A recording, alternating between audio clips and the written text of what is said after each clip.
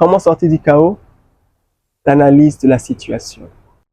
Il y avait un homme qui était dans son véhicule et au beau milieu de la route, le véhicule s'arrête. Il descend de son véhicule, il jette un coup d'œil rapide, il dit ah, le problème est dans le moteur. Il fait appel à un mécanicien qui vient dire ah oui c'est vrai, le problème est dans le moteur, il faut telle pièce. Le monsieur débourse l'argent, il achète les pièces pour arranger la voiture démarre.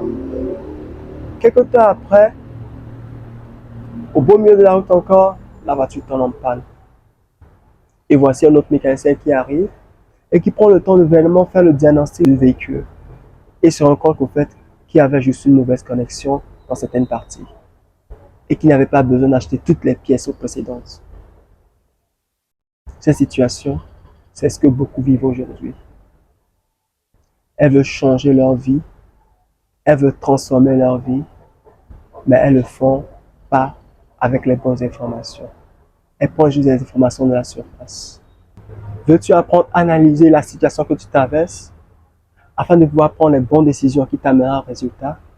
Je t'invite à suivre cette vidéo jusqu'à la fin. Tu ne peux pas transformer une situation que tu ne connais pas, que tu ne comprends pas. Analyser clairement la situation te permet d'avoir les informations nécessaires qui vont te permettre de prendre les bonnes décisions qui ont des résultats. Et ça, c'est le but de cette vidéo. L'un des premiers pas sur ce chemin est de décrire clairement c'est quoi la situation que tu traverses. Oui. Prends le temps de décrire clairement la situation que tu traverses. Beaucoup de gens parlent de manière vague. Ma vie, rien ne va dans ma vie. Tout est compliqué, mais ça c'est vague. Assieds-toi, pose-toi des questions, sois honnête avec toi-même. Qu'est-ce que tu traverses? Dans quel domaine est ce problème? Quand est-ce que ce problème a commencé? Combien de temps a duré ce problème? Qu'est-ce qui a conduit à ce problème-là? Prends le temps de définir clairement quel est le problème et comment ce problème est arrivé jusqu'à ce point. Après avoir défini exactement la situation, décrit exactement la situation que tu traverses, assieds-toi et sois honnête avec toi-même. Pose-toi ces questions. Quelle est l'origine de ce problème, cette situation que je traverse?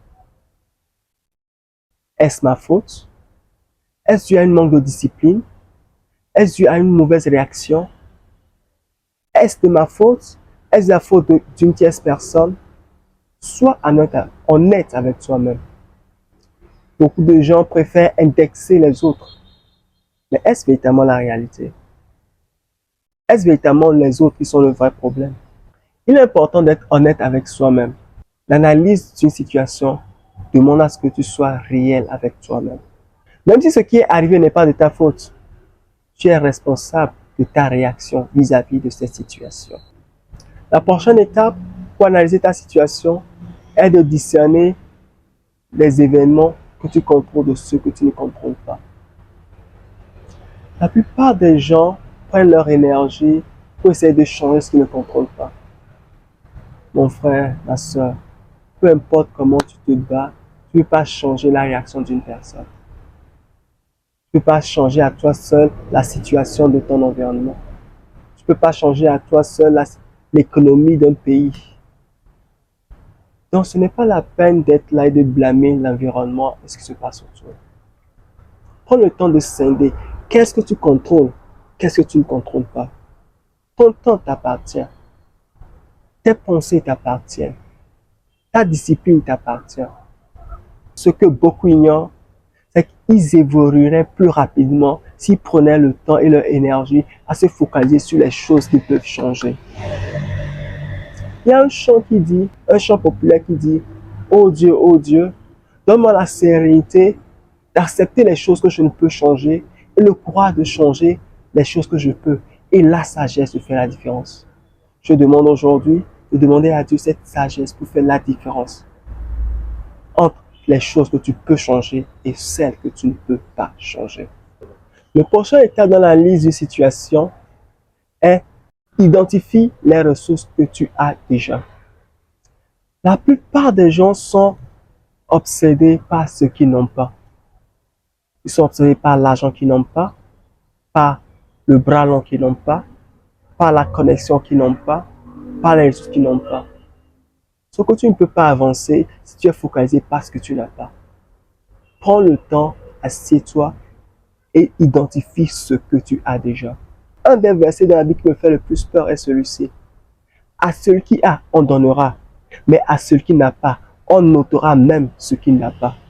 Ce qui veut dire, celui qui dit qu'il n'a pas, au fait, a une chose. Mais parce qu'il se dit toujours qu'il n'a pas, ce qu'il a lui sera ôté. Mon frère, ma soeur, tu as quelque chose. Tu as ton cerveau qui peut te permettre de réfléchir sur comment trouver la solution. Tu as ton corps qui bouge, qui peut te permettre de faire d'autres activités. Tu as peut-être fait une formation, tu as des compétences. Aujourd'hui, peut-être tu as beaucoup de temps. Un temps que si tu sais quoi faire, tu peux maximiser. Tu as tes expériences passées sur lesquelles tu peux capitaliser pour aller de l'avant. Lorsque tu trouves ce que tu as, voici un conseil. Présente-le à Dieu. Le peu que tu as présenté à Dieu deviendra une grande chose. Il était une fois, Jésus devait nourrir plus de 5000 personnes, 5000 hommes, sans compter les femmes et les enfants. Les disciples disaient, Seigneur, renvoie-les pour qu'ils aillent se trouver de quoi manger. Puis ils aillent trouver quoi manger. Mais Jésus leur dit, non, donnez-leur vous-même à manger. Et Jésus leur demandait, qu'est-ce que vous avez dans la main? Allez voir. Les disciples viennent et disent, Seigneur Jésus, nous n'avons trouvé que 5 pains et 2 poissons. Mais qu'est-ce que ceci pour toute cette grande foule? Jésus prit ces 5 pains, il rendit grâce et les rompit, puis le miracle s'est produit.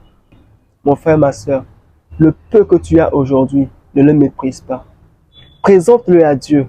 Dieu mettra sa main dessus et le fera prospérer pour toi.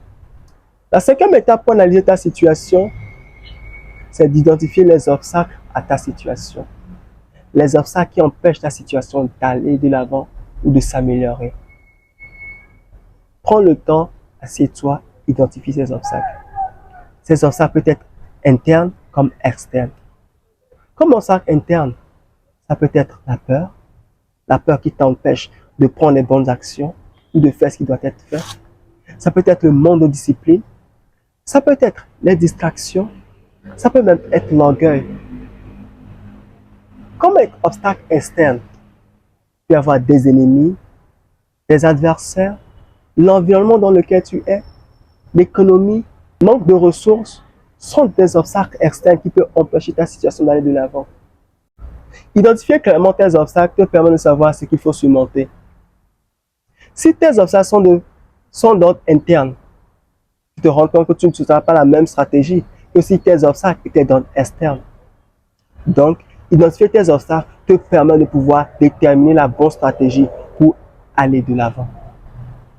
La prochaine étape pour analyser la situation que tu traverses, c'est identifier les différentes opportunités.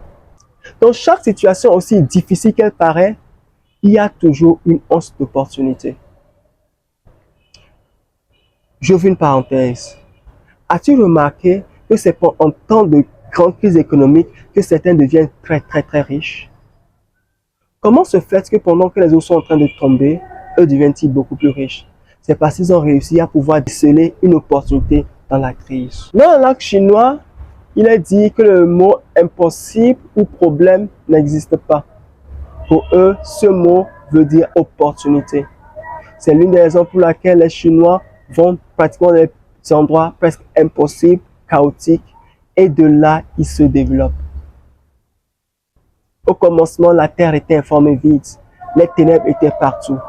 Mais c'est de ces ténèbres que Dieu a demandé que la lumière sorte.